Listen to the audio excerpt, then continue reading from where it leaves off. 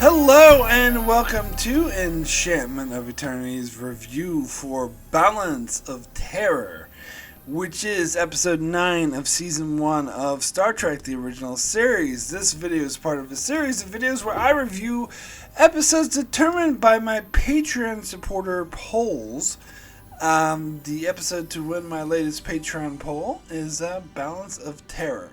Now, before I give a description and give my opinion and everything, I want to address the episode 9 thing, because I can see a lot of other people saying, it's not episode 9, it's episode 14, because they look it up on IMDb or Netflix or whatnot. However, those sources go by air date.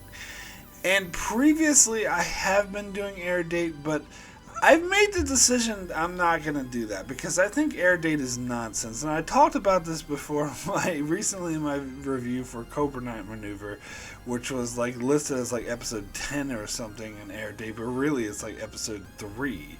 It's actually the first episode that was made for the show as a series. All the 2 episodes that came before were both the pilots. So, and because of the future plans and stuff I want to do, I actually reorganized the numbers on my channel or the previous videos for all the episodes I reviewed for season 1 of the original series to go by production date. Because honestly, when I was growing up, that's the order I watched them in, production order, because that's what they showed them on reruns. That's what the VHSs had them in. It had them in production order, and for some reason, when streaming services and DVDs came out, they decided to rearrange it and do air date, which they never had before. Now, air date makes sense for a lot of other shows. It makes sense for Next Generation and all the other future Star Trek shows, because the air date actually makes a lot more sense as when people saw it. But for the original series, it's anyone who knows anything about Firefly, it's more comparable to that, where Firefly was filmed in a certain order, and each episode made sense and was going in order, and Fox decided to just air them completely out of order. And I feel like that's what happened with the original series, even though it's not every episode is episodic. If you watch it in production order, especially these earlier episodes, you can track the progress of the show, where air date is just at completely random and it makes no sense. So from now on, I'm doing production order when I say the episode titles. I guess I don't want to have to explain this every time. I'm just going to assume people have seen this review. I guess future videos if people haven't, who are just coming in casually watching my channel and they complain, I'll just tell them in the comments, or maybe reference this video so they can watch it, because I'm not going to explain this on every single freaking episode review I do of the original series season 1, but from now on, the original series season 1, all going to be in production order. And even though, I changed the titles of all my previous reviews, even though, what I say won't match up with what the title, because what I say was actually going off of IMDb, which is going off of air dates. But I changed it, at least the title will say the production order. And I was debating on whether or not I should count The Cage as episode 1 or episode 0, since it wasn't actually aired in its full form until the 80s. But it was the first ever Star Trek episode ever made, so I'm calling that episode 1, even though it's not technically part of season 1. I'm still calling that episode 1, and Where No Man Has Gone Before, which was the successful pilot, episode 2. Copernic Maneuver, the first one made for the actual show, episode 3. So in that order, this is episode 9. And it wasn't aired until 14, for some reason they withheld it, but you can tell this is one of the earlier episodes. Anywho, Balance of Terror is the episode where a Romulan ship crosses the neutral zone and destroys some Federation outposts, and Kirk goes to investigate, and they end up having a game of cat and mouse battle of wits, you might say, between these two commanding officers who really respect each other. But in the end, Kirk gets the better of the commander, who sacrifices himself once he knows it's over. So this has always been one of my favorite episodes. It's one of the first ever Star Trek episodes I've seen. I talked about it on my channel before how I first got into Star Trek. It was 91. I first started with the movies. I marathoned them all, and I got obsessed with Star Trek 2. And then, since I loved the movies so much, I started getting into the original series and Next Generation, both which were in syndication at the time. And so I was kind of watching them both at the same time. And this is one of the first episodes. In fact, at first I was more into the original series because my through was the movies. But, of course, growing up later on, I'm more of a Next Generation Deep Space Nine fan than I am original series. Original series I'm actually not that into anymore. But anywho, this was always one of my favorite episodes. When I would often do countdown lists, whatever, in the early 90s before there was a lot of Star Trek. And this was always in my top 10. This is always in my top 5. This is always one of my favorite original series episodes ever. It's one of the first ones that really grabbed me. And it really sat with me, and I loved it. And this is, to be fair, a beloved episode. I'm not alone in the feeling that this episode is completely excellent, and powerful. Now, it is noted. In fact, one of the someone involved with the show. I'm not sure if there was a writer or not, but someone involved with this show referred to this episode as kind of just like the exact same thing as a movie that came out a bit earlier. The Enemy Below, which came out in 1957. Trying to see if I can find the director Vincent McEverty, who hadn't even seen that film when he directed the episode, but later he saw that film, and he was like, oh my god, it's the same story. So I haven't seen that film, so I can't really speak to it. And to be fair, there are a lot of Star Trek episodes that are really closely, let's say, inspired, to be generous, by classic movies. And other things like plays and novels and whatnot. So that's actually really common in Star Trek. That's why it irritated me in the Voyager episode Blink and Ride. It was like, oh, this is a ripoff of whatever the hell that novel was. But having a story that really, really closely resembles a classical piece of fiction is... Star Trek does it all the fucking time. It's nothing new. In fact, I still think that the blink of an eye doesn't even resemble that book as much as some of these other episodes resemble certain movies. But anyway, digressing. And it's funny because someone else who was involved with the episode thought that it was inspired by the movie Run Silent, Run Deep.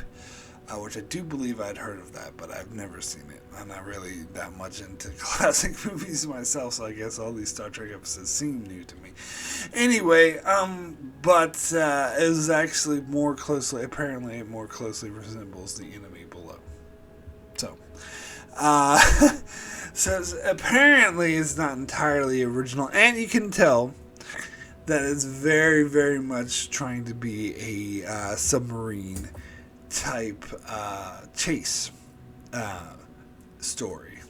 So much so where some of the stuff they do doesn't actually make sense in the context of space, and so they're basing a bit too much about submarines, and I suppose that was made it, especially for a 60s audience who's sort of maybe less accustomed to science fiction, at least mainstream audience. I know there was a lot of novel and short story fans, but mainstream audiences on network TV weren't as accustomed to science fiction as they are nowadays. Anywho, so I'm sure they purposely tried to make it more like a submarine chase stories so that they could understand what was going on. But like there's a scene where like they're like being quiet, not talking, and Spock pushes a button and they all freak out. Oh my god, the Romulans heard us, which would make sense for like a submarine movie, but not so much in space. And also like, okay, so let me get into the continuity of it all, because this episode does not track at all with the rest of the continuity of Trek at all. And I'm going to give my opinion. Some people may disagree. I think most opinions I've heard were more inclined to agree with me. But my opinion on this matter is nor should it. It shouldn't track with it. It shouldn't try to keep up with the continuity of this episode, because it would be impossible, or at least it would hurt the future Trek. Now, so those familiar with my channel may know that some people call me a continuity hawk. Continuity is quite important to me. Like, I flip my lid at, say, for example, the Voyager episode Dark Frontier, which completely rewrote continuity involving the discovery of the Borg, and that pissed me off, and it still pisses me off. And there's other particular bits of continuity that anger me, that the Star Trek franchise, like I was just writing about the priceless artifact that Picard would like cherished his mentor gave him right before he died in Next Generation. She just tossed it aside like it was garbage. And that really, really, really upset me. And they're like, "Oh, you're just being a nitpicky continuity heart." No, that to me that's nonsense. It's bad writing. But it's funny, in other instances, though, when it comes to continuity, I don't care. Like, when it comes to technical continuity, such as, like, they're very inconsistent on beaming through shields and stuff like that, like, I don't really care about that kind of thing. So I suppose my continuity is a bit selective. It's more based on mythology and lore. However, you could say, well, the stuff that's established here in this episode and with the Romulans is based on mythology and lore. However, I give the original series a bit more leeway for that, because they didn't know what the hell they were doing. They had no idea this was going to become a franchise that lasts over 50 years and has tons of movies and TV shows. It's just some random episodic network TV show, and different writers were working on every single episode, and there was no sort of collaboration. And so, therefore, when they were writing the background of the Romulan history in this episode, they weren't trying to world build. Let me put it that way. They weren't trying to establish a race, which I think is different than as soon as you get past the original series with the movies and Next Generation. As soon as you get into that, they know that they're world building. They know that this is an established franchise. So for them on out, if they set up things and they purposely go against it, like the Cardassians, for example, who were first like established as a minor little insignificant species that could barely, penetrate the Enterprise's shields at all of a sudden, the year later, they were superpower. Now, again, I'm a bit more lenient on that, because I know the writers didn't realize that they were going to be established species, whatever, but I still am harsher on that than I am, say, the original series, because what is it, Lillian? What is it, sweetie? You okay? I think she had a nightmare. It's okay, sweetie. Anyway, sorry, I'm not even gonna cut that out. Okay,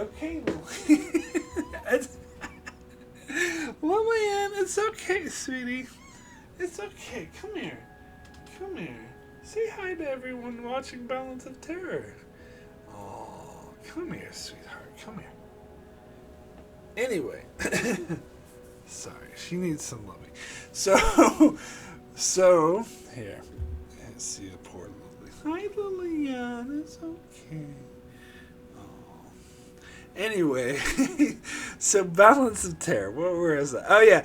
So the continuity involved in what they established here with the Romulans, I don't care if they keep up with it. And in fact, I think they shouldn't try. In fact, it kind of angers me if they tried to keep up with it.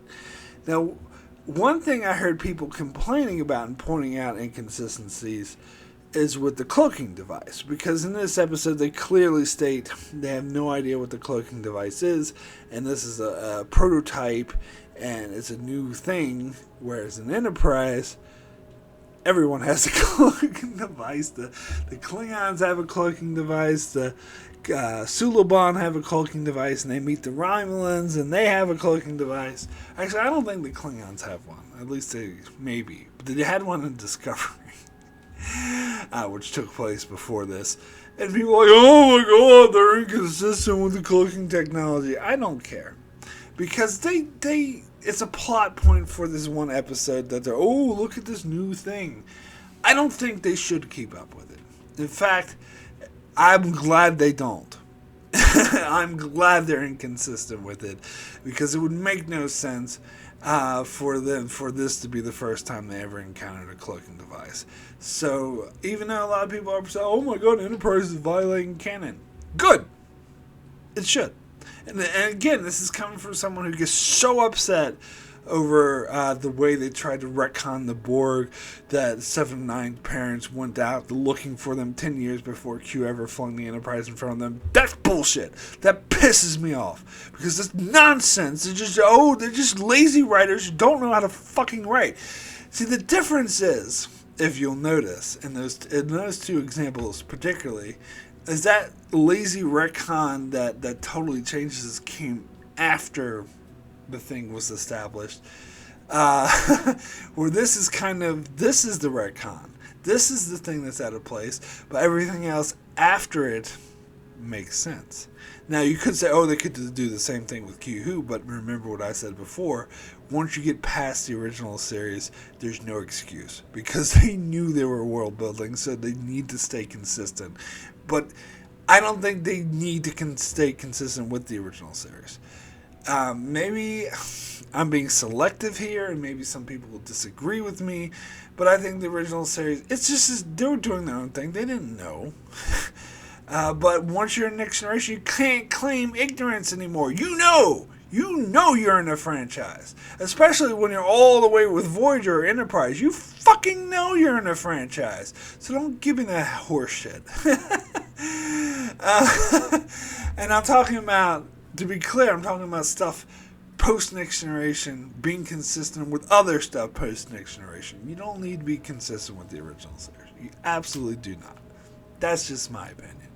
It's so funny. I'm getting off on a sidetrack, but it's so funny because there was this YouTuber who got so upset and pissed off over the fact that the Klingons had cloaking technology in Discovery, because it was clearly established in the original series that the Klingons got this cloaking technology from the Romulans, except for the fact that it wasn't. That was supplementary material, like the technical manual and other stuff that Roddenberry, to be fair, came up with, but it was what they call, like, I can't remember what they call it. It's like B canon or something, or not. It's non-canon. It's not canon. And so and I pointed this out to this YouTuber, and he like tried to argue with me and would be pissed off. So I gave him fucking sources where I pointed out very clearly that it came from the technical manual, not the original series, and he never responded. And then a couple months later, I saw him talking with another YouTuber and restating that same exact thing that I had already fucking disproven.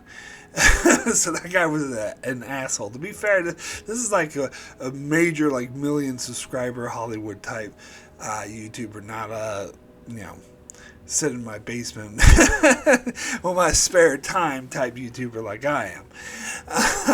And so, facts didn't mean anything to him. He didn't care that he was factually incorrect on his canon complaints. But, as I said, even if they did establish it in the original series, as I say, so fucking what? I don't care. Because the original series was establishing nonsensical, stupid shit that doesn't actually make sense and you couldn't actually build the world off of. But once you get past the original series, now I talked about this a lot, but I haven't given any specific examples other than the cloaking device. Actually, the other major thing, and the fact most people haven't heard anyone have an issue with this one, is that in this episode they clearly established that no human or Romulan has ever seen each other before, and that they fought a war, like Earth fought a war with the Romulans using nuclear technology and primitive ships where they had no visual communications. Except in Enterprise, we see that they do have visual communications. They do have advanced technology, and they're not using nuclear weapons. They're using torpedoes. Now, to be fair, they haven't, as Enterprise ended, they hadn't actually seen a Romulan in person. They did see the ships, but that doesn't go against what's established here. But everything else, as far as like their level of technology and Earth being involved, that's utterly different, and as it should be. It shouldn't try to keep up with that canon, because the canon is nonsensical. It makes no sense that they're using like Earth. Again, this is before they even established what the Federation was. This is like the 9th episode ever made. They had nothing established. It was just Spock and Kirk on some spaceship going exploring. There was no lore established at this point at all. Like the United Federation of Planets wasn't even a thing yet. I don't even think they started using the term Starfleet yet. So, no, they definitely should not even try to make up with this canon. Now, Enterprise was going to do a storyline with the Romulan War where we would see the Romulan War, and I'm so utterly disappointed we didn't actually see that, because they were going to do a season 5 and they were going to do this or build up to it in season 5. I think maybe even do it in season 6, but as you know, it got canceled after season 4. Once the show got really good, once Manny Koto took over as showrunner, who was amazing and someone who loved and understood Star Trek. So I think if he would have done a Romulan War storyline, it would have been amazing. And if in that storyline, hypothetically speaking, Archer or someone from the crew did meet a Romulan or see a Romulan person, and they did talk to them through the view screen, because frankly it would make no sense if they didn't, especially if they're at war.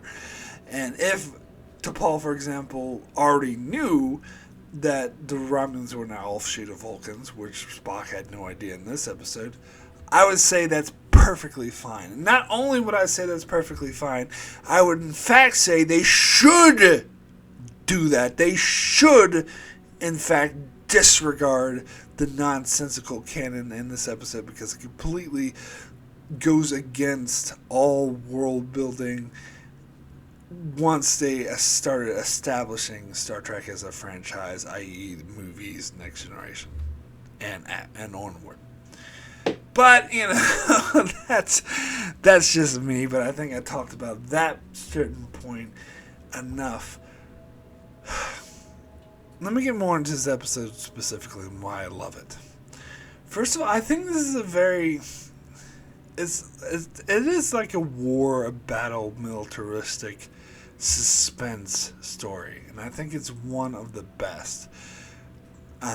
Even if it is copying a movie I've never seen, which I'll take their word for it that it is.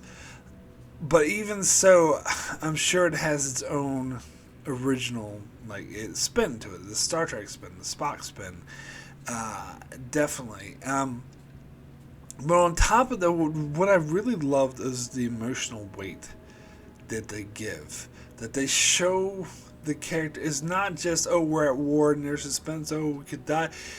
They show the emotional toll this takes on all the characters. So the storyline that I really enjoyed was the one they had that in this sort of bookend the episode that began with the wedding between these two people, and you see them throughout the episode. Now, granted, I won't even get into the way they portray women. It's the 60s or whatever. It's, I'm gonna marry you. You're not gonna get away that easily, mister. Yeah, well, as I said, I'm not going to get into that, but I still love that storyline, like the way they bookended. Well, they started with the wedding, but it was interrupted, and so they didn't actually get married, and then they, as I said, they check in with these characters, but then towards the end, the dude died, and they show the widow in the chapel, really sort of upset and crying over that. Obviously, like it's very tragic. And the humanity that they played in Kirk, I think is amazing, because it shows that he's not just a callous military commander that sees people under his command as chess pieces, as just means to an end. That he does generally cares about each and every one of them, and that he is just as heartbroken. Like he is, you can see it on his face, and he goes to her and says, "It doesn't make any sense. And she assures him, she's like, "I'm fine," after giving him a hug, and walks away. God, and I'm talking about the ending first, but there was something about that ending that always stuck with me, that really, really hit me, and resonated with me, and that really stuck with me. Particularly after that scene, the way he just walks down the hallway, and he has that sort of, because the look on his face is kind of tragic, but at the same time, he is a commander, and he does have to deal with death and people dying under his command that he's been trained at. So, in other words, this isn't going to break him. He's not going to, have a mental breakdown or breakdown in crying fits or whatever. He has been trained to be a bit callous to this because he has to. As a starship commander, where people under his command are bound to die. That's something they explored a bit more in Next Generation. But it still hits him, because he is still a human being who cares. And as I said, he cares about everyone under his command and not just chess pieces. And I think they portrayed that so well, so powerfully, with no dialogue, with simply the way they shot him walking down the corridors, like really briskly, actually, and you could tell the personal toll it took on him, but also his resolve to stay well grounded, to not completely be broken by that, and the music and his physical performance and the way that's shot all gets this message off like beautifully. And it always, it almost brought tears to my eyes. That not even the scene with the widow crying, but the scene with him walking down the corridors and them having the closing credits over that, and the music and the way it's shot.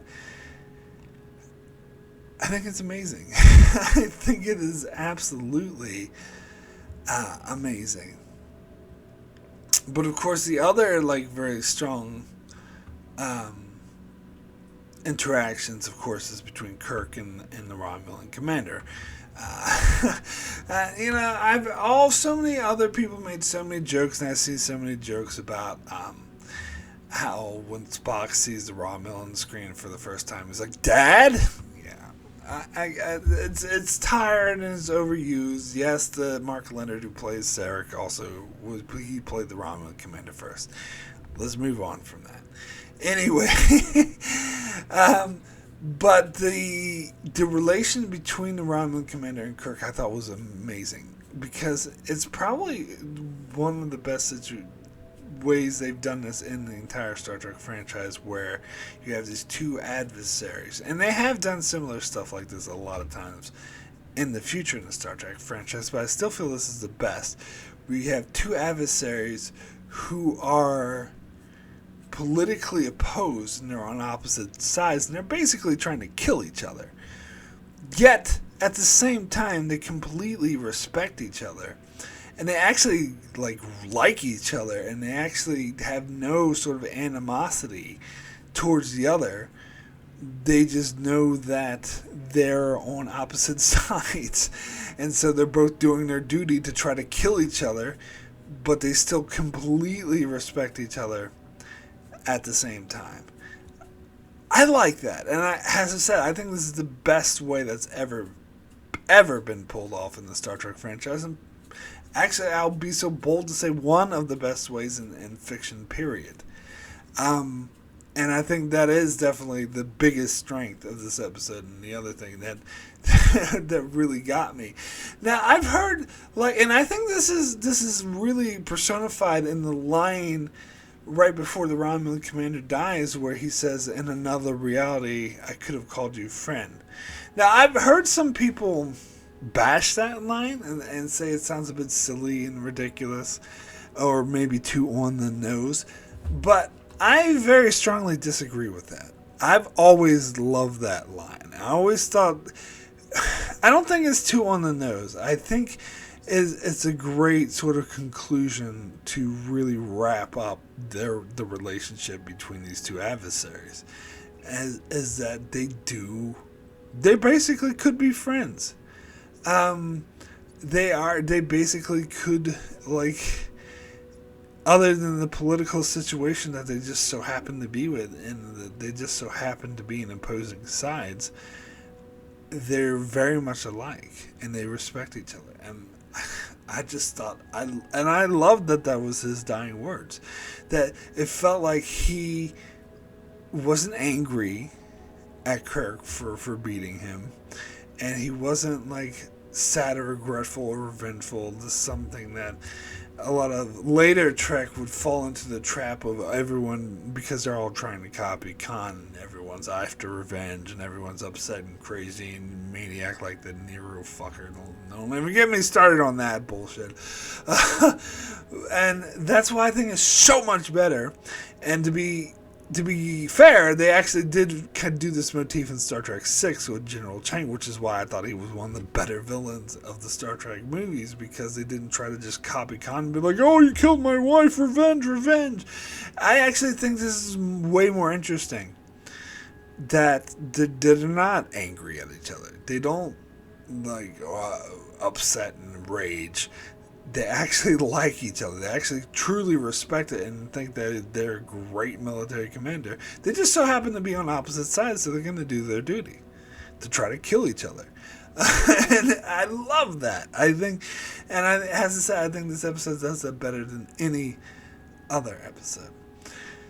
Now, I also like how the Romulan commander is portrayed. We see his interactions with the Centurion, who's not alive for very long, and the other, I don't even remember the name of the other Romulan, but the one who's the young upstart who has powerful allies, who the commander's kind of pissing off, and he's a bit more of he's not as, let's say, great of a military strategist as the commander is. He's a bit of an idiot, to be honest. He's more like, "Oh yeah, let's go get them, let's fight them, why are we destroying them, blah blah blah." In fact, it's his insistence that they destroy the Enterprise that dooms them, because the Romulan commander, he was smart. He knew, yeah, we damaged him, we crippled the ship, that's good enough, let's leave. But really, it was kind of more of the Romulan. You get the idea, it was the Romulan ethos is mainly what the guy was repeating, even though the commander knew better. But it went against the Romulan ethos, and the Romulan ethos is, no, we can't leave our enemy alive, we have to finish them. Even though he knew that wasn't the smart thing to do, and he was right. And that was how they were defeated. And again, I love that, and I thought it was powerful. And I loved his interactions with the Centurion and how he was sort of lamenting. Now, it's obvious, especially in retrospect, especially the more I learn about the Romans, that they're basically the Romulans, Romans. That's basically, they're Romans in space. And I learned recently that the Roman Empire, apparently, war was its chief economy, and so in order to grow the economy and keep the Empire thriving, they needed to just start wars.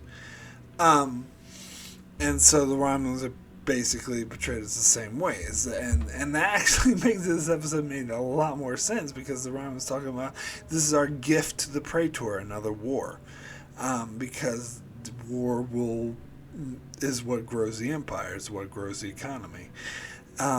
So it's not like, oh, the Federation did something wrong, or they're these are assholes, we need to get revenge, or they have wronged us in some ways, so we need to start invading them before it's too late. No, it's just like, we need to grow our economy. We need to grow our empire. So these fuckers are, taking up all this space, and they've progressed so far, so we need to beat them back so we can dominate. And again, watching those Romulan scenes in that context really shows you that there is no animosity from them. And I love how that's really nicely contrasted through the portrayal of Lieutenant Styles, who sees the Romulans as monsters. And it's easy to see them in that light, to see them as murderers and evil people, because they go around killing outposts for no good reason, killing people. Like, you saw that guy die a horrible death in the outpost. I mean, it was a bit 60s cheesiest, but again, it's the 60s, what we're gonna do. But you see him die a horrible death, and you see Styles talk about how his family fought them, and how they were needlessly murdered, all these people, and so he sees them as these demons. But I love that you actually see from their perspective that they're not actually evil, they're not demons, they're not like, we gotta kill people. They just look at it from a cold, distant perspective of, they do look at it as chess pieces, in other words. They do look at it as they have a different way of viewing war and strategy, and that I think is actually callous to the lives they affect, to be clear. And that's always been a strong message of Star Trek, is that war is a horrible, horrible thing in order to be avoided. And I would add that that's very clearly the message of this episode, even though the Romulan perspective is that war is, it's just another thing that they need to do.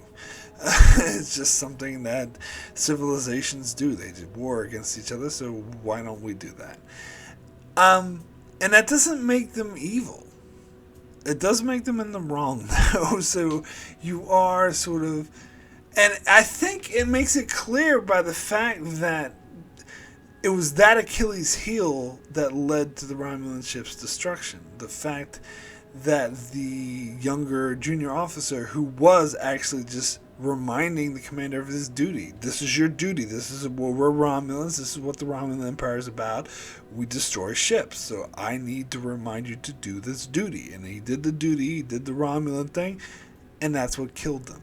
And so it was ultimately showing that their philosophy, or their way of thinking, their perspective of we need to do the war just to grow, is wrong, and in fact led to their downfall, and I think it symbolizes that would lead to their downfall on a larger scale, which is maybe why in future iterations of Star Trek they always sort of lean towards wiping out the Romulan Empire. And at first I didn't know, because at first it was all good things when the Romulans were wiped out, and I was like, why would they do that? And then later it was 2009, and then Picard, where it made it clear that the Romulans were wiped out. And I was like, why are they so obsessed with wiping out the Romulan Empire?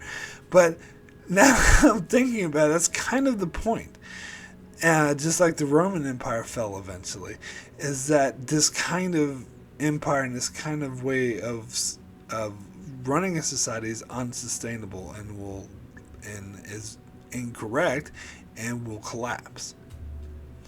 So now I kind of understand that better. I understand now better why they just collapsed the Roman Empire later. Anyway,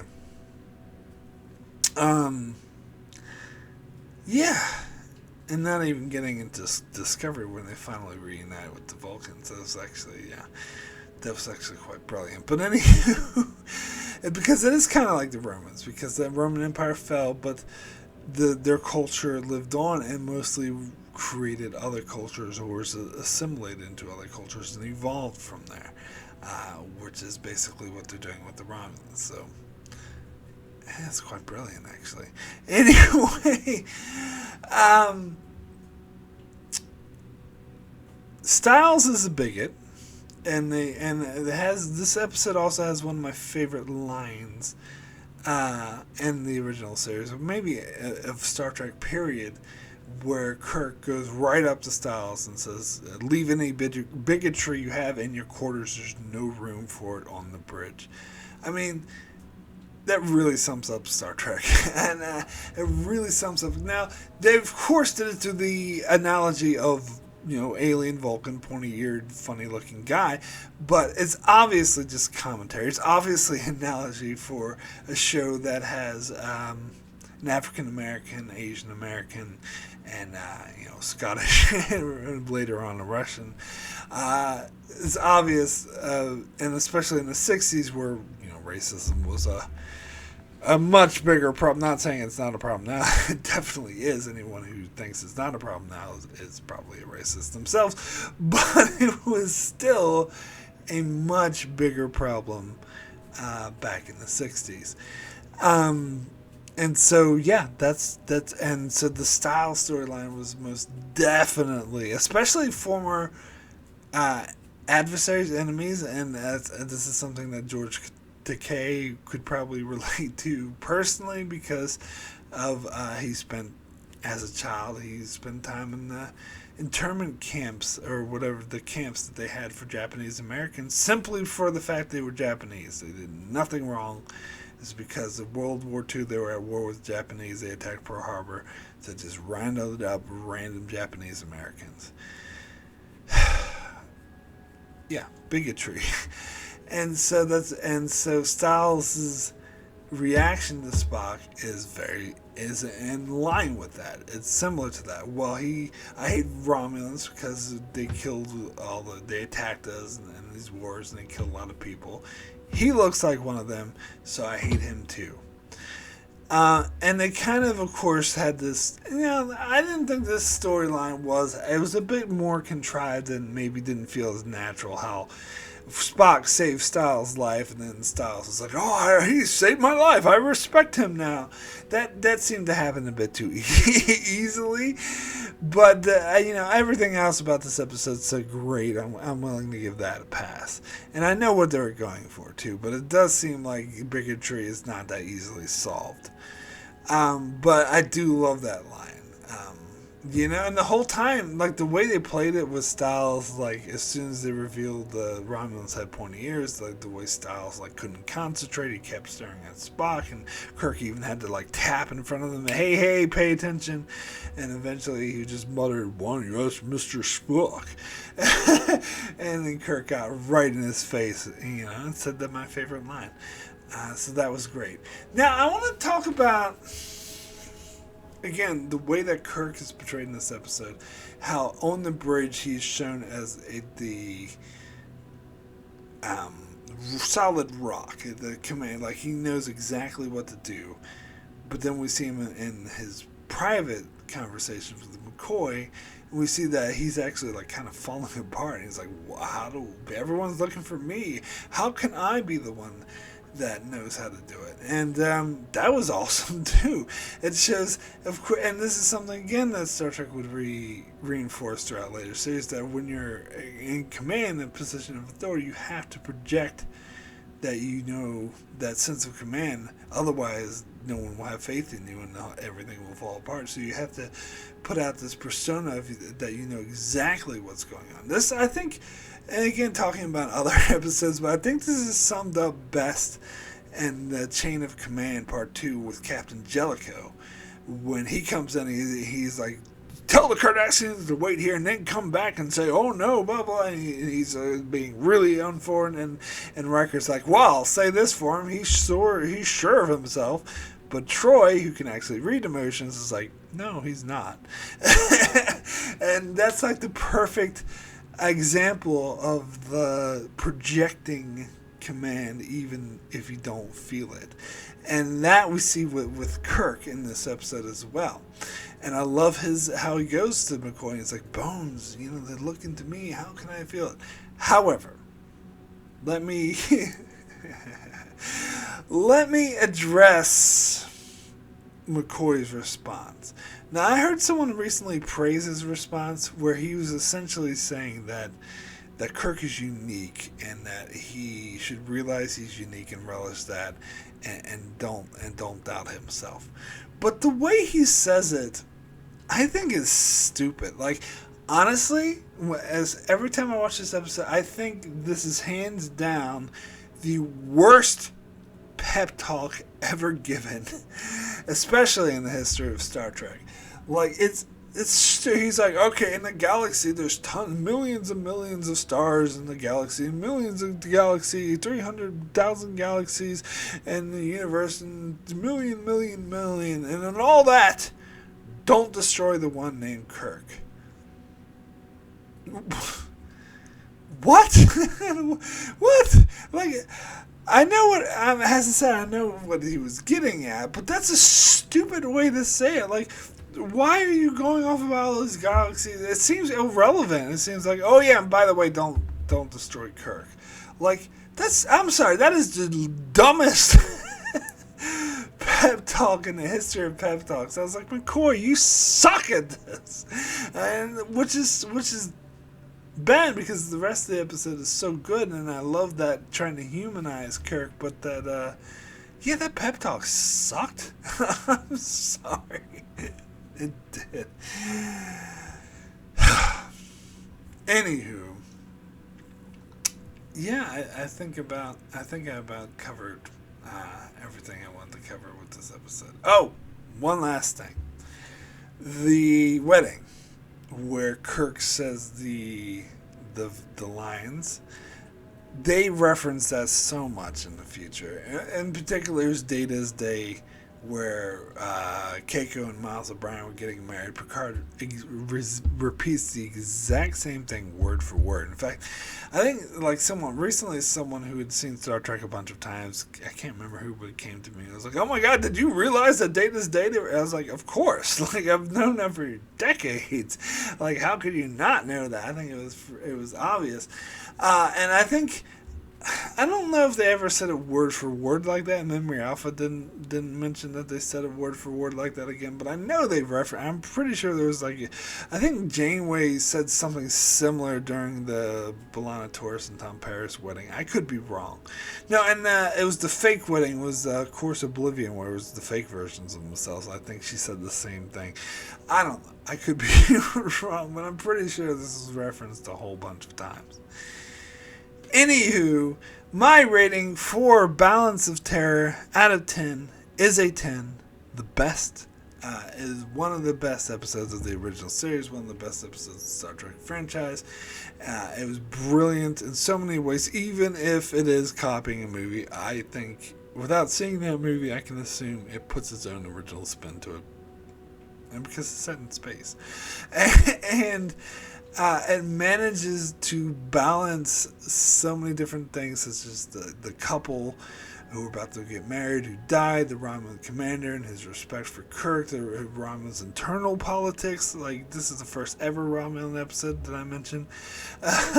And they managed to make the species feel so real and fleshed out.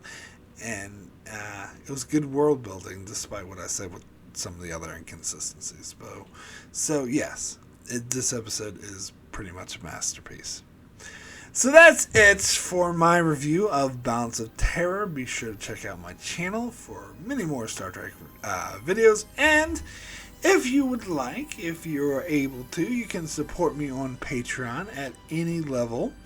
You will gain access to polls like this, where you can vote for Patreon-only polls, where you get to see the video that won the poll several months before anyone else gets to see it, and you also get previews of many other videos and lots of other goodies and stuff like that. So if you can support me on Patreon, link in the description below. It does help me out a lot and very much appreciated. But if you can't, like, subscribe, keep up with my channel, also very much appreciated. So yeah, be sure to check out my channel for many more Star Trek reviews and videos on other shows like The Expanse, Better Call Saul, The Outer Limits, and more. So be sure to subscribe so you can keep up with all of that. And thanks a lot for watching.